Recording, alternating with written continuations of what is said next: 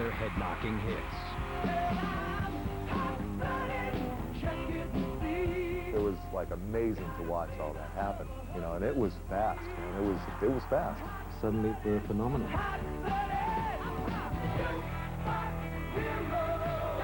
The band was the brainchild of English songsmith Mick Jones and found its voice in All-American boy Lou Gramm.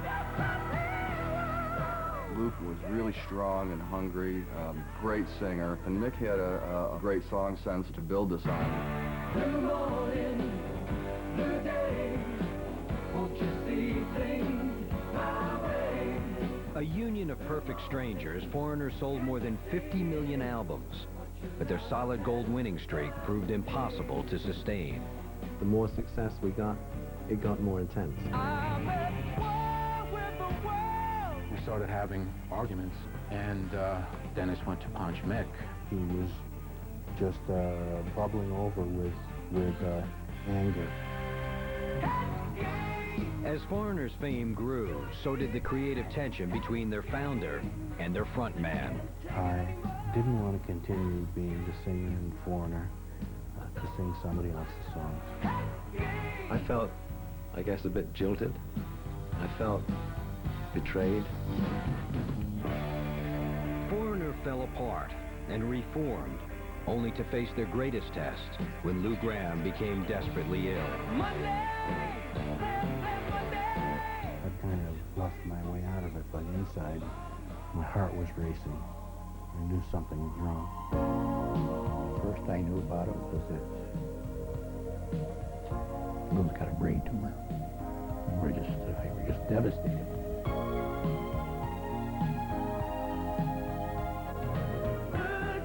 Now, from anonymous tunesmiths to arena titans, Foreigner, the story behind the music. Come on, buddy.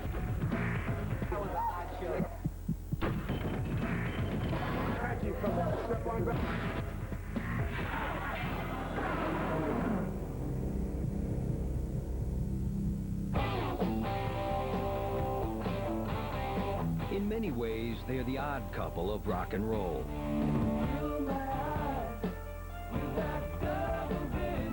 A British-born guitarist and an all-American lead singer who once shared little besides the desire to become jukebox heroes. Mick had a very clear vision of what he wanted to accomplish. Lou is just like the spark that lit it off. But they have different outlooks on things. Mick is very sophisticated, up on everything. Lou is a small-town boy from Rochester and never wanted to be anything different. Their clashing styles made for great chemistry in the studio and on stage, and the two led Foreigner to phenomenal heights. They were a team. I don't want to live without you. I think people will see that there was a great deal of artistry and a great deal of art in what they did. That music would live. Live without your love. For nearly 20 years, Foreigner seemed to overcome every obstacle, only to face their worst setback in the spring of 1997, when Lou Gramm was suddenly diagnosed with a massive brain tumor.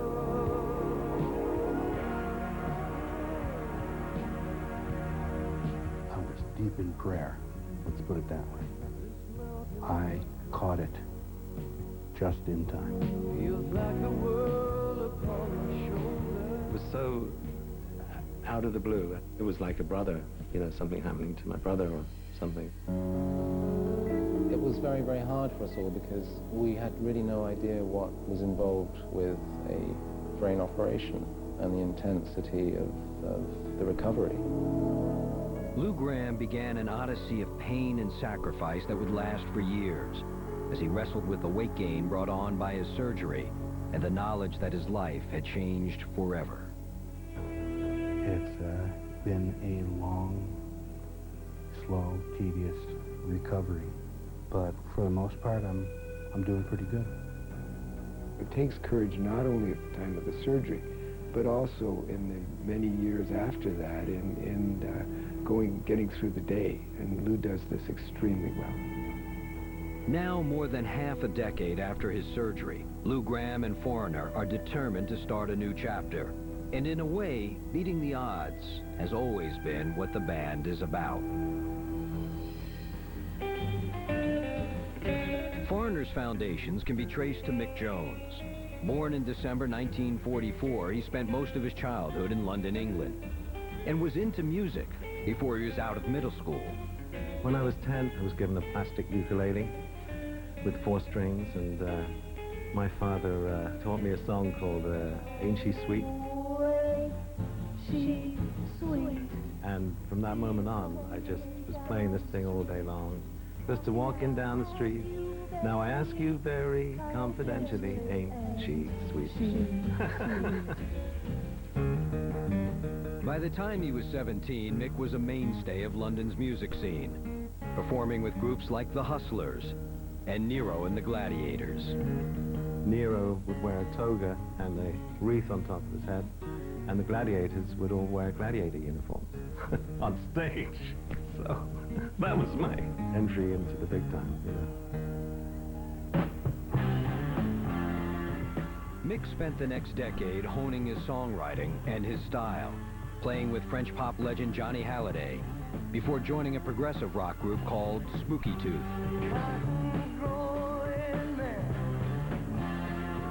It was a really interesting fusion of soul and rock, great vocals, and that felt really like where I should be. But by 1975, Spooky Tooth had been defanged by flagging record sales. Stranded in New York by the group's breakup, Mick Jones began working for a British record company and tinkered with tunes on his own. I'd become pretty disillusioned in a way. And then the songs started to come, you know. And I started to wonder, well, what am I going to do with these songs? I sort of got the idea that maybe it might be worthwhile trying to form my own band finally. Joined by veteran rocker Ian MacDonald, Mick began auditioning singers. But it took months until he found a voice to match his vision. It belonged to Lou Gramm, a wiry singer from upstate New York who'd spent years fronting a gritty group called Black Sheep. We would get off stage, and even with our sweaty clothes on, we would jump in our station wagon, and our suitcases would be in the back, and we would begin driving towards the next city. It was a grind because we weren't a top 40 band, and we had to play in every little hellhole we could find. But by the summer of '76, after 5 years and 2 albums, Black Sheep had decided to take a break, and Lou was in Rochester working a minimum wage job to scrape by. He was very down. He was down. But I told him, look, I said, something else will come along. I was cleaning the public safety building from 7 at night till about 11:30. And I think that netted me about $35 a week. That's when Mick called me. I just sort of blurted and said, can you come down to New York, like, tomorrow? It was a Monday, a day like any other day. I left a small town, the apple in decay. Within days, Lou borrowed plane fare from his parents and flew to New York to put his stamp on Mick's songs. I was inside, looking outside. There was real life in those tracks. Already they sounded good. I really got into singing them right away. He went in there cold, and he just started singing. I think from the first, 2 lines, he said, oh my God, this is it. By the fall of '76, Mick and Ian had assembled a 6-man band of American and British musicians.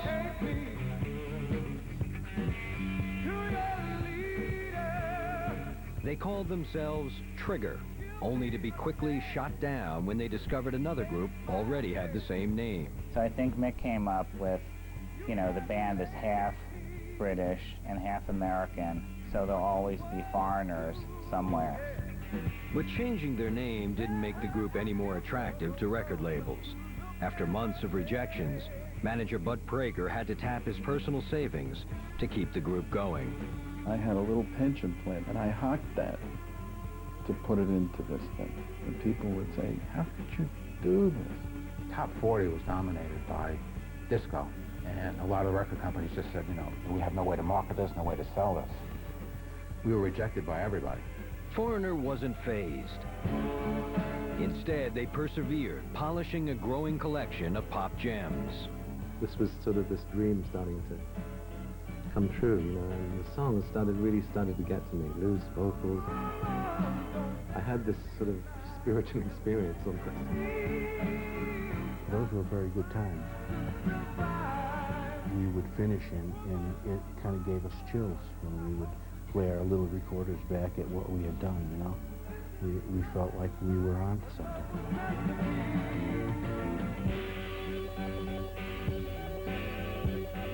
After hearing the tracks, Atlantic Records rep John Kolodner convinced the label to sign the band.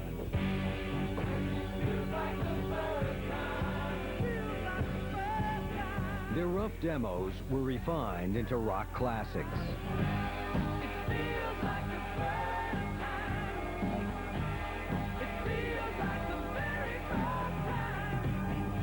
And in February '77, Foreigner's self-titled debut album was released. Spend my time so foolishly. I decided to have a party at my apartment. I invite all my friends over. I play the record, and I'm so proud of this thing. And at the end of it, everybody said, oh, that's awful. That's terrible. I'm like, oh my God, what do I do?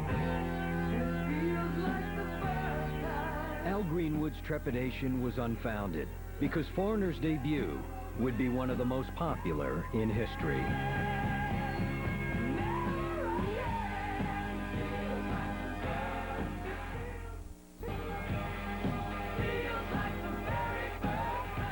Foreigner had spent months carefully crafting the tunes on their debut album. Still, when it was released in March of '77, few expected it to become an instant smash. I have waited a lifetime. I don't think anybody expected anything like the reaction to the first album, you know. Within a month or two, it had already sold 1 million copies, you know, and that was unheard of. Together we'll make history. Suddenly we're a phenomenon. You're as cold as ice. With 3 smash hits, including Cold as Ice, the album would stay in the top 20 for nearly a year. And within weeks of its release, Foreigner's newfound fans were clamoring for a concert tour.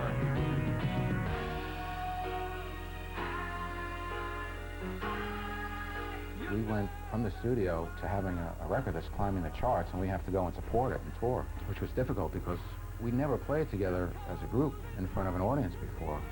It was sort of pandemonium in the first months, you know, just making it up as we went along. And all we had were pretty much the 10 songs on our first album to play. We would play our last song as our time was up, and then we would get an encore and had nothing to play. The band quickly returned to the studio, and in the summer of '78, they released their sophomore album, Double Vision.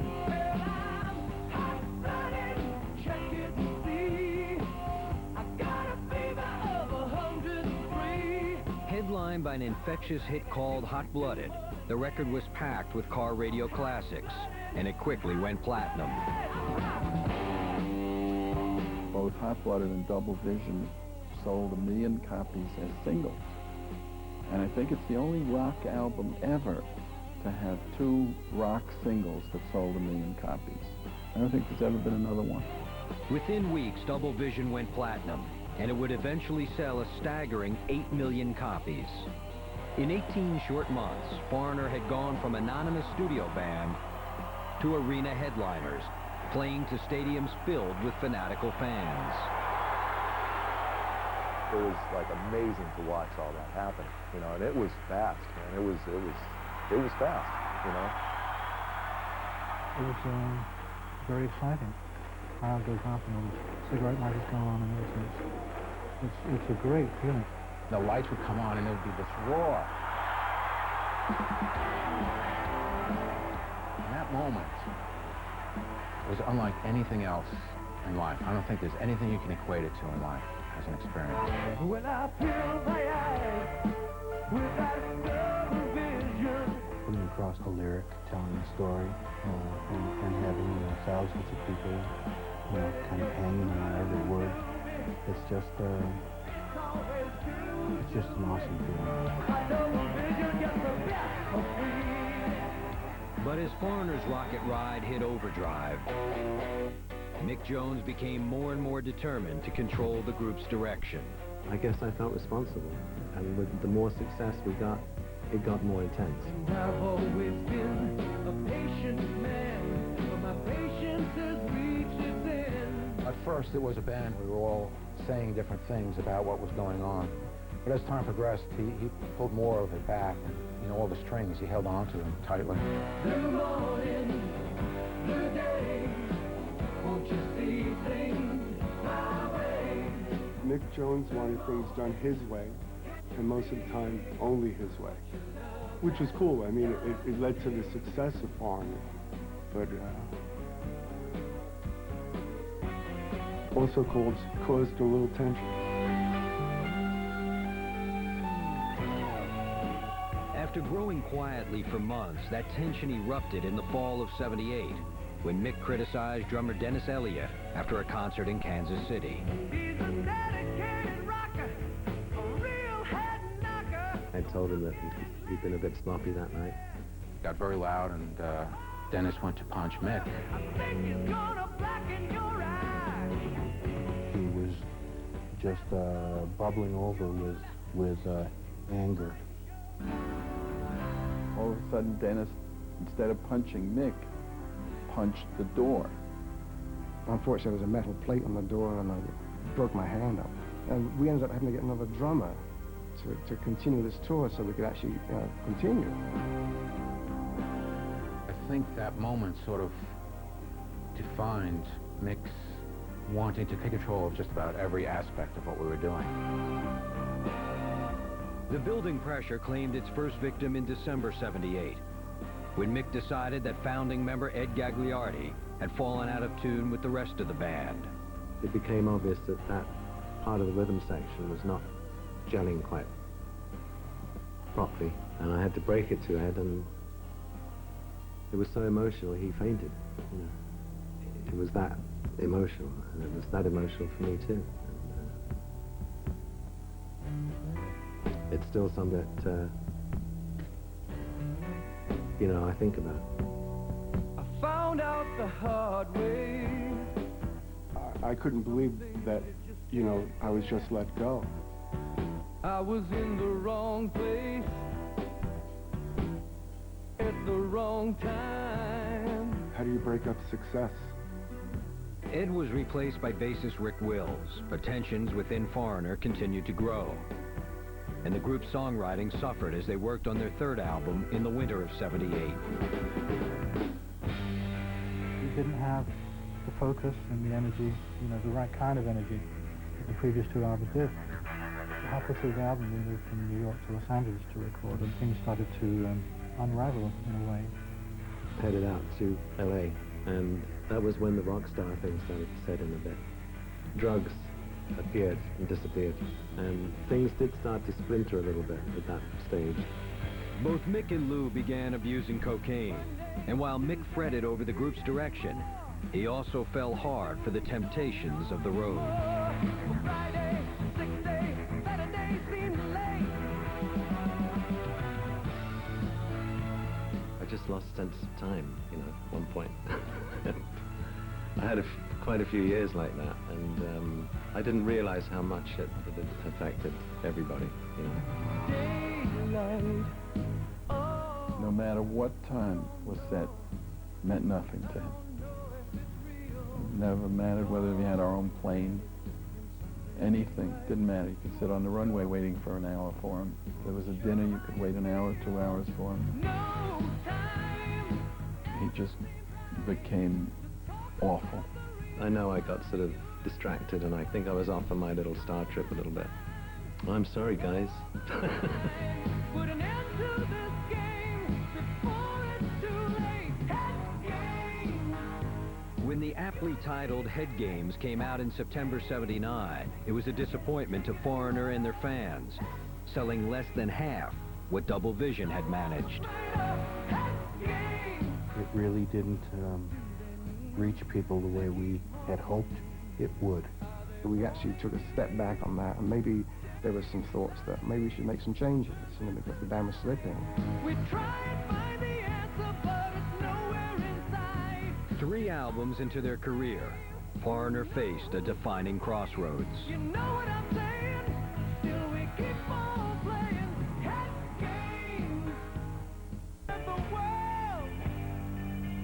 That's the way it must be. In the fall of 1979, Foreigner was in a funk. The band's members were feuding, and their 3rd album, Head Games, had become a musical migraine for the group's founder, Mick Jones. After the Head Games album, and the kind of little bit of a mess it had been, I felt that we had to really define what we were going to be and what the sound was going to be. I think he was really desperate to answer the critics who were pretty scathing on the Head Games album. You know, he was going to quiet them all. And I felt that way too. We really needed to deliver something spectacular. In the summer of 1980, Foreigner began working on their 4th album, but it quickly became apparent that their old chemistry wasn't clicking. You know, sometimes there's just too many people, too many thoughts.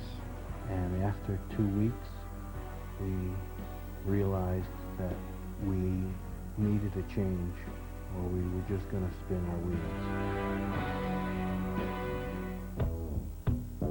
We came to the conclusion that we would simplify matters for the next album. And that meant another pretty emotional situation, with having to part ways with Ian and Al. Standing in the rain with his head hung low. Mick and Lou were determined to streamline the group's sound, so Foreigner parted ways with founding members Ian MacDonald and Al Greenwood and moved on as a foursome. I think it was more focused, and there was less conflict in the music. Along with super producer Mutt Lang, Mick and Lou led Foreigner to a creative crest.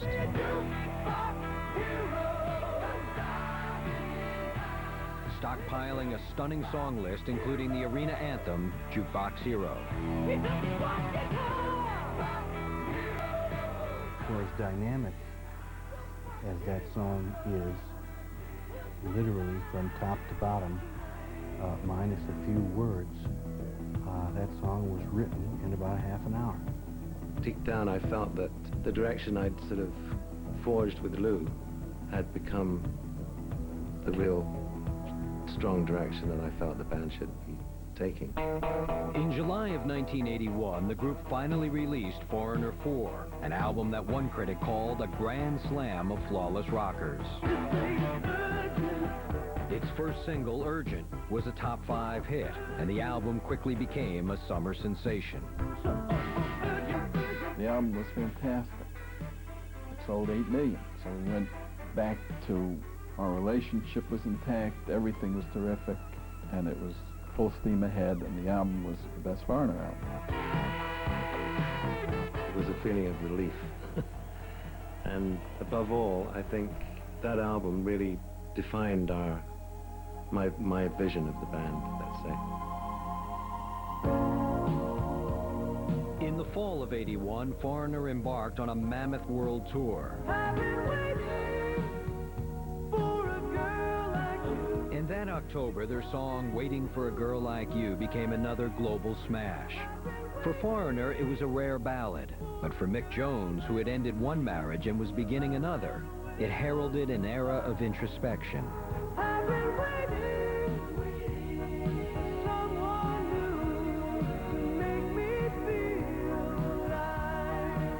From then on, my life became a lot more complicated personally for quite a while.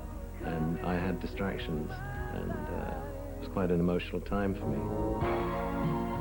As you get older, you get softer, and it wasn't writing the hot-bloodeds anymore. He was writing ballads.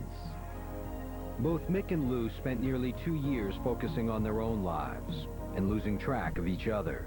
I think probably that Lou and I grew a bit apart during that time. We weren't getting together to write so much anymore. We weren't so much a bunch of friends anymore. In the spring of 1984, Foreigner got together to record their 5th album, Agent Provocateur.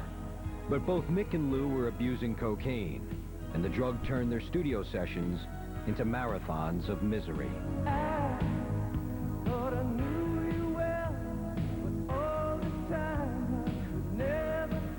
From being able to sort of manage the use of drugs and from it being recreational, it started to really get into the studio. And I think it began to create this paranoia, this uncertainty. We were second-guessing ourselves a lot. There was very little I could do that he liked, and I was doing things over and over again, when the first or second one that I had sung was good. Mick had always written the bulk of Foreigner's music, but for the first time, Lou felt completely cut out of the creative mix. I think that if Mick really didn't want to do something, it didn't happen, whether Lou wanted to or not. I did not contribute very much to Agent Provocateur. Mick and I were not getting along. The divide between Mick and Lou was widening, but Mick's growing sense of isolation within Foreigner provided fertile territory for a song about his personal life, a song that was destined to become a heartfelt hit.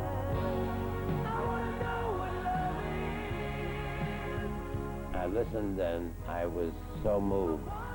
There's a great thing that happens between lyrics and music that can transport one's emotions to another level.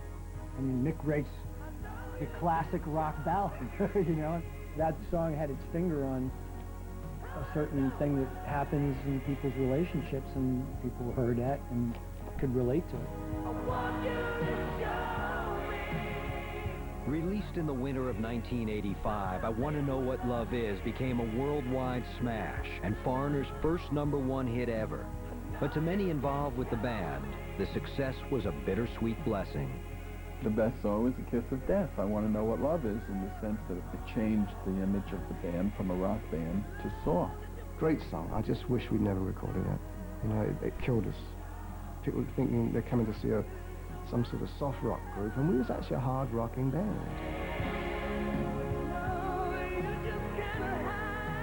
Nobody seemed to have more regrets than Lou Gramm. He saw Foreigner's new bent towards synthesizers and balladry as an unnecessary nod to the pop mainstream. Instead of being as unique as we could be, it seemed like we were following what was going on and not leading.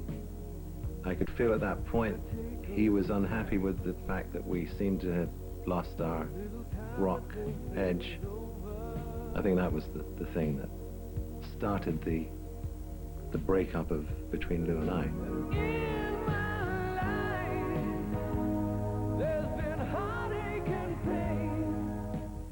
It could be the clothes. Becoming. The attacks were highly organized. The victims carefully chosen. Ride with me. On October 4th. There will be more of them, of course. Victims. Experience the first and most terrifying chapter in the Hannibal Lecter trilogy. Why did you put mirrors in their eyes? He is evolving. Open your eyes and look at me. I am the dragon. Before me, you tremble. Red Dragon, rated R. At theaters October 4th. Okay, so we're not talking some deep spiritual cleansing, but almost. That's how deep this stuff goes. St. Ives apricot scrub. St. Ives is the only one with soothing Swiss botanicals, plus 100% natural exfoliants. Those little scrubbers that slough off dull, dead skin, so I get smoother, radiant, healthy-looking skin. Maybe this is deep spiritual cleansing. And now there's St. Ives' new apricot exfoliating daily cleansing cloth for radiant skin every day. Brilliant! Look, there's Todd. How do I look? Well... Hi. He likes me. Pralines and American Dreams ice cream, now at Baskin-Robbins. What? Did you know there's now a different kind of Trident? In a very different shape. It's Trident White. But the big news is Trident White whitens teeth. Chew Trident White. Smile brighter.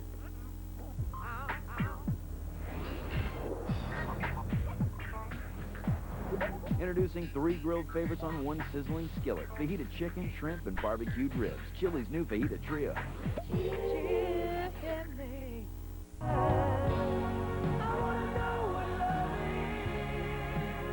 In the winter of 1985, Foreigner released their first #1 hit, I Want to Know What Love Is.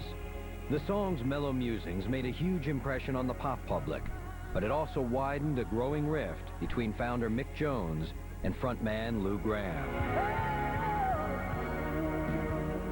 He was unhappy with the fact that we seemed to have gone soft. I was kind of getting angry at Lou. He was getting angry at me. He was getting angry with the rest of the band, I think. There were some tempers flaring. There was no communication. And to coin a phrase, there were some head games going on. Frustrated by what he saw as a fading role within Foreigner, Lou Gramm announced plans to release a solo album. I didn't feel that any of my songs were reaching completion. I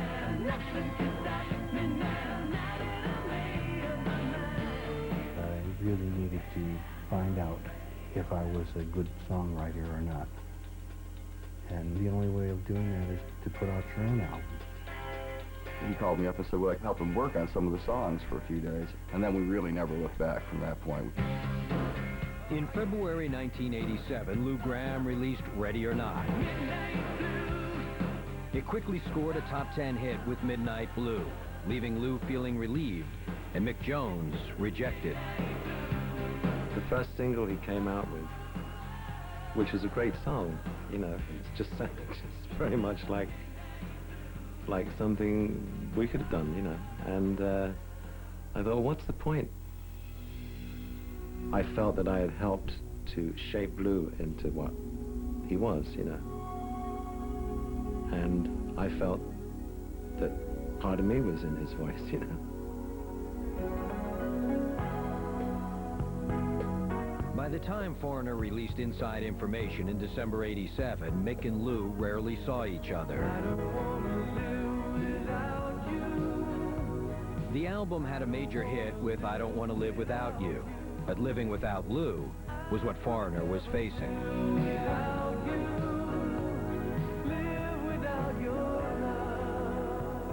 We were actually auditioning other singers at that point because it didn't look like he was going to come back.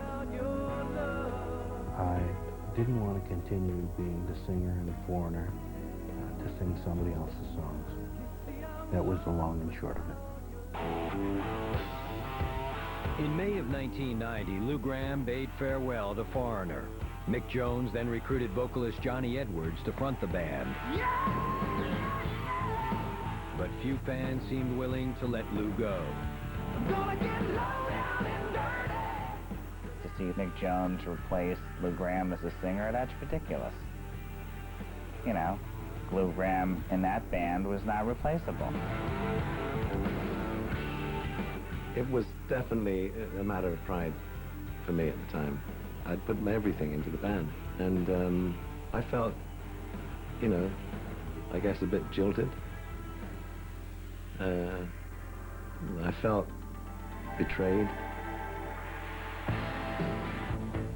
For several years, Mick and Lou barely spoke. The ice between them finally had to be broken by an Atlantic Records exec and Foreigner's tour manager, Mick's brother Kevin. We were sort of pondering around, you know, maybe we should get, you know, some of the original guys back in the band, not really talking about Lou. And then after a couple more beers, we sort of said, well, why don't we just get Mick and Lou back together? In April of '92, Lou and Mick agreed to meet in Los Angeles. But shortly before their arrival, the city exploded. On the heels of the acquittal of the 4 police officers charged in the Rodney King beating, L.A. was torn apart by violent riots. As we approached LAX, the whole drive, it looked like a war zone. The storefronts were all blown out and stuff. It was really scary. L.A. was awash in violence, but at a downtown hotel, Mick and Lou slowly resurrected their unique bond. We sort of had missed each other a bit for some strange reason. We basically couldn't leave the hotel, so we had no choice but to sort of really see each other a lot, you know. The riots and the things we were seeing on TV about what was going on in the city helped to show that the things we were arguing about were not so important compared to what was going on. The two agreed to make a fresh start.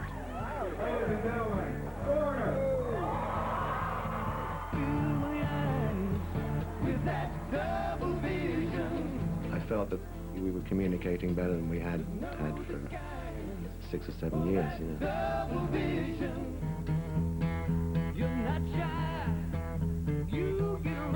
By the spring of 1997, Lou had quit cocaine and alcohol, and his commitment to the band seemed more solid than ever. But as Foreigner geared up for a tour of Japan, Lou suddenly began experiencing blackouts and bouts of memory loss. I mean, did you ever forget a phone number that you dialed a zillion times, and then suddenly you just go blank and you cannot think of the prefix, let alone the other phone numbers? I mean, it just happens. Doesn't it? I would go to call my dad, and it's a number that I've dialed for 20-some years, and I would draw a blank. I sensed something was amiss here. He was repeating himself a bit. I would be stumped and kind of laughed my way out of it, but inside, my heart was racing. I knew something was wrong. After a series of excruciating headaches, Lou finally checked into a hospital in April of '97.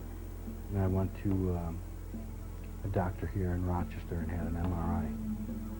And they found a tumor the size of an egg. First I knew about it was that Lou's got a brain tumor. And my wife and I, first I think, were just devastated. Lou Gramm had been diagnosed with a non-malignant but potentially fatal tumor, shaking Foreigner to the core. He told me that he was going in for an operation within the week. And that was stunning. To get that phone call, it was so strange, and he sounded very solemn, you know. It was so upsetting because he'd been taking so conscious care of himself. You know, it's one of those times when you ask why do these things happen that way, you know?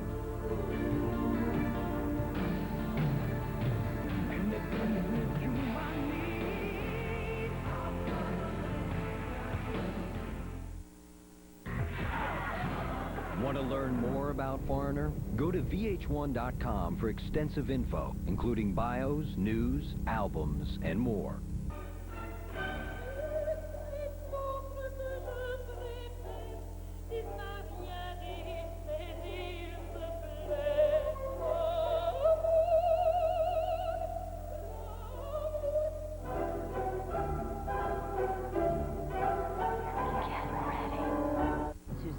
Is that you?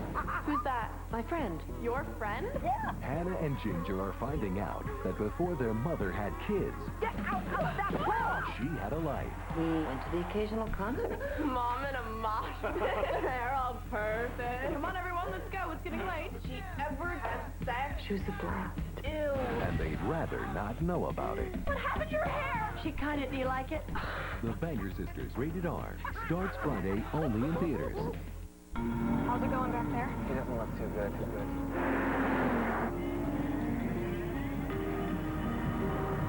Right or left?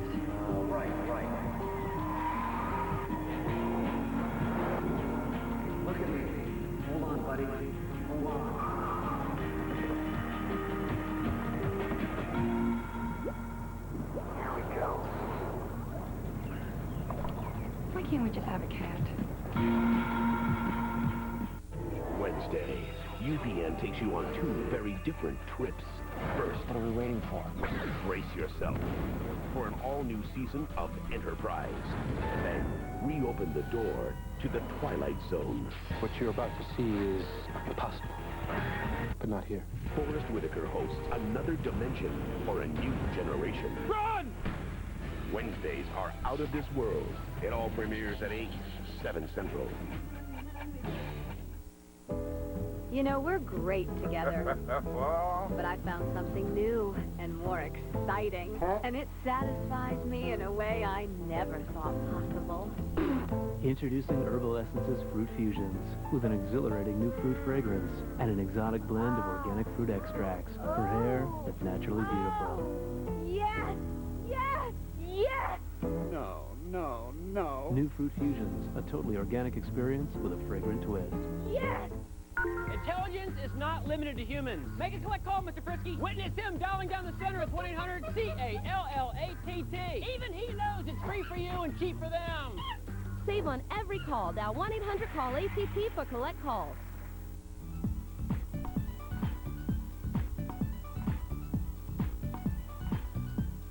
Now there's an easier way to see the world. Just visit orbits.com, where finding the most low fares is easy. Now available. The biggest animated movie of the year Oh, I don't believe it! is finally on DVD and video. Isn't that nice? Disney and Pixar's Monsters, Inc. Own it now on DVD and video. Tommy. What did I tell you about riding without a helmet? What happens if you fall? You can get hurt. Now promise me you'll always wear a helmet. I promise. Good. Now climb up that ladder and get Daddy that dish. DirecTV Movers Connection. Leave your old dish and we'll install a new one with just a phone call. DirecTV. Happy watching.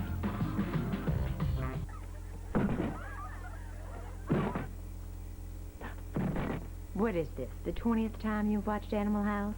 You are allowed to have more than one favorite movie. You have Blockbuster pay-per-view movies, right?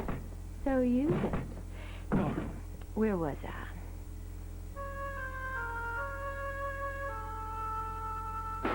Flip through the 100s and choose from over 60 of the latest releases each month on Blockbuster pay-per-view movies, only on DirecTV.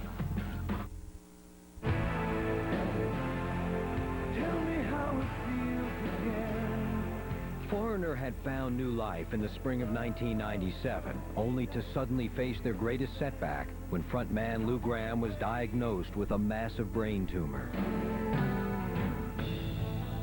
Within a week, that gravity of that situation was fully known, you know.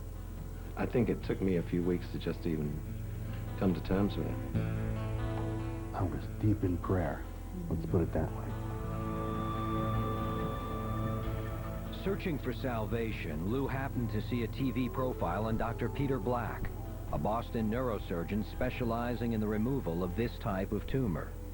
I was on the phone to his office the next morning and was told that I should pack a small suitcase and get up there as fast as I could. Lou had a quite rare tumor. It starts in childhood and then just slowly grows over many years. It was a good time to have the tumor taken out, no question about that. Less than a week after learning he was ill, Lou was being wheeled into surgery. They cut open from here to the center of my skull and down to about here and peel it back. The surgery actually is done through a little opening that is here in the side of the head, and I can just gently lift the brain up, go to where the tumor is, take it out, let the brain relax down, and you never know we were there. In a grueling 8-hour operation, the tumor was removed.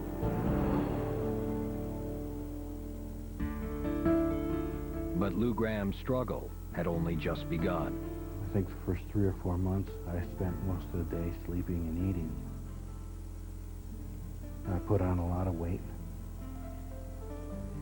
And really, it's been a long, slow, tedious recovery. Thank God, and he's still with us. And he's going to be with us for a long time.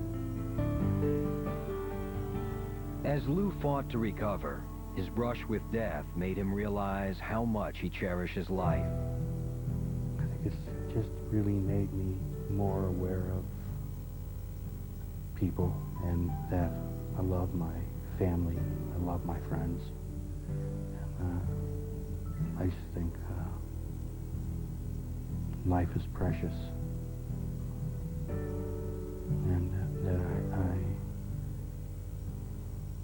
really want to live to be an old man. He's an example, I think, of somebody whose courage just overcomes any obstacles, and I think he's a terrific person. By the summer of '99, Lou felt well enough to tour again with Foreigner, inspiring Mick Jones to make a change in his own life. I was overdoing things a bit myself. So, not long after that, I actually went away to take care of myself. Mick has maintained his sobriety for over 2 years now. And the change in him is unbelievable. I mean, really unbelievable. So I'm seeing a new Mick, and I like him. In the months since Behind the Music's initial interview with Lou Gramm in February 2002, he has continued to lose weight and gain strength. I'm feeling really optimistic through really hard work and a lot of prayer. I'm beginning to feel like the boy I used to be, you know? Uh-oh. So watch out.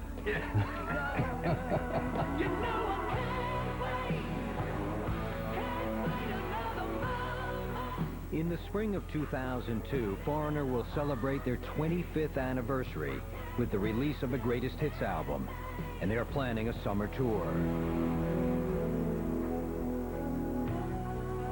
Everything seems to have sort of come back and gelled, and we're all kind of got this one mission, you know, to really have fun celebrating the legacy of the band. Wherever the group goes in the future, the legacy of their past is secure. For millions of fans, Foreigner will always hold a special place in their hearts. It's just great to feel that everywhere around the world our music is playing at some time of the day, you know. It's like, it's kind of a cool thing.